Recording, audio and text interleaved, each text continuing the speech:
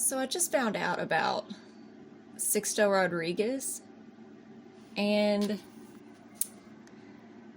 I watched Searching for Sugar Man, and man, was that ever just an incredible documentary. So I set out to learn, whatever I could during the short time between, now and having seen it, about Rodriguez. And one of the things that people use to sort of discredit the documentary in a lot of ways is that they didn't explain that Rodriguez had actually toured in Australia in maybe, I think it was the 80s or sometime around then. I think there was at least 12 years there between, his daughter finding out there was a website about him in 1997 or something, and when he had actually toured in Australia. So he did some touring around, in the 70s or whatever, and then I think in the 80s, and then he stopped. And so people try to say, well, the documentary was BS because they didn't mention the Australia part. And I get that, but the documentary was really about, South Africa and Rodriguez's impact there, and so I understand why they omitted the Australia part. And, he was doing this in the days before the internet, right? So there wasn't that global interconnectivity where, everybody around the world would know about him being in Australia, even if they were in South Africa. So it's understandable that, that they left that out. It's understandable that people in South Africa may not have known that he was still around and touring in Australia. So they thought he was dead. It was really a fascinating story, and can I just say, I cried a lot during that documentary. I cried, I ugly cried. I didn't just I got misty-eyed. No, dude, I was sobbing. I was actually sobbing in certain parts, oh my god. So anyway, I know that I had heard Sugar Man before, and I don't know where. It just seemed like a song that had kind of always been around, but you hadn't heard it in a really long time. And so that one was familiar, but I'd certainly never heard any of his other songs. And obviously, what struck me was the similarities between him and Bob Dylan, the lyrics, the delivery of the lyrics. It was very much early 60s Bob Dylan. And I don't think that it's any mystery that Rodriguez was inspired heavily by Bob Dylan. But what I noted was, and this may be because Rodriguez, stopped making music, making albums, but he didn't seem to be imitating Bob any later than the early 60s. And his album was made, the first one I think in 1970, and Bob was he had gone electric. He was already sounding different by then, so it seems like Rodriguez took his inspiration in part from early 60s Bob Dylan. And I've seen a lot of arguments that Sixto was completely inspired by Bob Dylan. He ripped Bob Dylan off, and he was just trying to be the next Bob Dylan. He was just trying to make it on that, and I don't agree. I think that obviously he was quite inspired, but there are some things that can't be denied about Rodriguez, his amazing voice.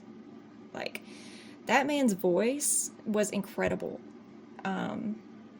totally amazing. I mean, you watch live performances of his from around 2012. I mean, his voice sounded exactly the same. It was smooth as butter. I mean, it was beautiful. That's real. Rodriguez's incredible voice, that's real. His style of playing that super baller, Yamaha acoustic electric nylon guitar, he had a style of playing that I've never seen before. Was unique. And that was real, you know? So, and, you know, he wrote those songs. Those were good songs. The lyrics were jamming, you know, they were great. That was real. So, just because Rodriguez was inspired by Bob Dylan, most certainly, does not diminish in any way his talent and his uniqueness. It just doesn't, you know? And if we want to, you know, rake somebody over the coals for being inspired by an artist, I mean, you know, there are some people who say that Rodriguez was not only inspired by Bob Dylan, but that he was like straight up obsessed with Bob Dylan. Well, first of all, you know, Rodriguez wouldn't be the only person who's ever been totally obsessed with Bob Dylan to a critical point, honestly. You know, I'm not naming names, but we know there are people out there who are like mega obsessed with Bob. You know, so that's not like super uncommon or anything. But, you know, I kind of doubt that pretty much any of those people who are mega obsessed with Bob have a voice like Rodriguez and have the skill to play the guitar like Rodriguez, you know, like I just kind of doubt they do, you know. Show me somebody who's like weirdly obsessed with Bob who can actually, you know, sing and play that way. I mean, his music was amazing. It really was great stuff. You know, so if we want to trash somebody for being inspired by another artist, then, you know, I guess we could look at young Bob taking a lot of inspiration from Woody Guthrie. He was very inspired by Woody Guthrie. Do we hold that against Bob? No, we don't. No, we don't. We're glad he was inspired by Woody Guthrie. Thank God he was inspired by him. You know, if he hadn't been, would things have turned out this way? You know, maybe not. So, yeah, I don't hold it against Rodriguez for potentially being, you know, super inspired by Bob. It's fine. It's fine. And, you know, if that was what lit the spark in him, well, thank God, you know, because he made great music. You know, those albums that he made, I kind of have a thing for, like, that 70s and very early 80s era of guitar. Like, I don't know, the music is just one of a kind. Like, there's nothing like that era of music. It's so beautiful, so, like, pure 70s. It's, like, probably my favorite decade for music in general. And both of Rodriguez's albums have that incredible 70s sound that I so deeply love. And I'm planning on getting his CDs because I like to collect actual CDs. It's not good enough for me to just have like an MP3 download, you know?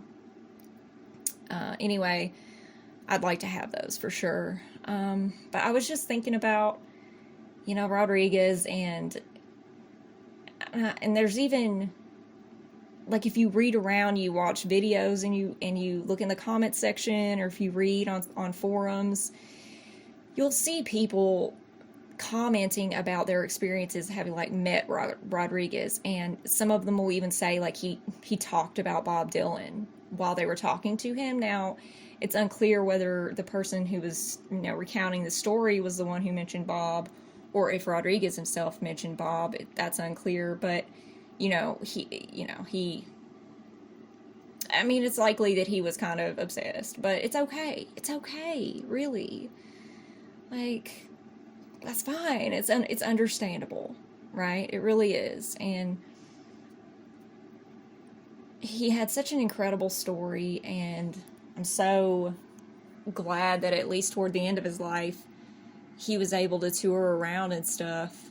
I think the last show that Rodriguez ever did was, like, the last show on a tour was in Nashville. But he played a lot at different, you know, at bars or whatever in Detroit. And he was a character, apparently. And he, like, lived the character. Like, that's what his family says, too. So, I think that Rodriguez was an artist in his own right. probably hugely inspired, like Bob was inspired by Woody Guthrie, and that's okay. I don't hold it against him at all, and I mean, just go check out, like, there's this specific performance of Sugar Man from this sort of, I think, talk show or something on YouTube. I think it's called Empower Me TV. It's from like 2012 or 2014, something like that. And he just sits there on the couch in this interview and like plays Sugar Man, and his voice it's insane. I mean, super smooth. So he had a gift. He was unique. He was a special, talented artist, and the connections between him and Bob, you know, yeah, it's there. It's there. And I sometimes wonder, like, what would Bob have thought of Rodriguez back in the day? You know, if he had heard his music, would he have thought, like, oh, wow, this guy, like, really is trying it. Like, he's really trying to sound like me. You know, it's like, the thought occurred to me. Rodriguez was, like, South Africa's Bob Dylan. You know, like, I wonder, it's an interesting, like, archetypal thing. It's an interesting, almost kind of like spiritual thing to think about, you know, where there's this need for this archetype to come along and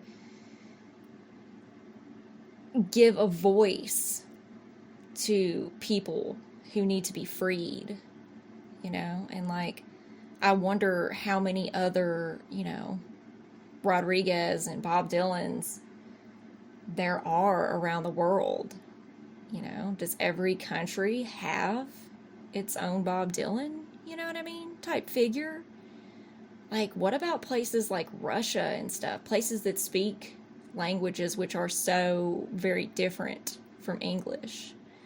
Like, think about, like, how much incredible music and amazing artists there must be in these places that we may not know about because we don't speak the language or read the language. You know, it's like, God, you could never live long enough to know them all. It doesn't seem like it.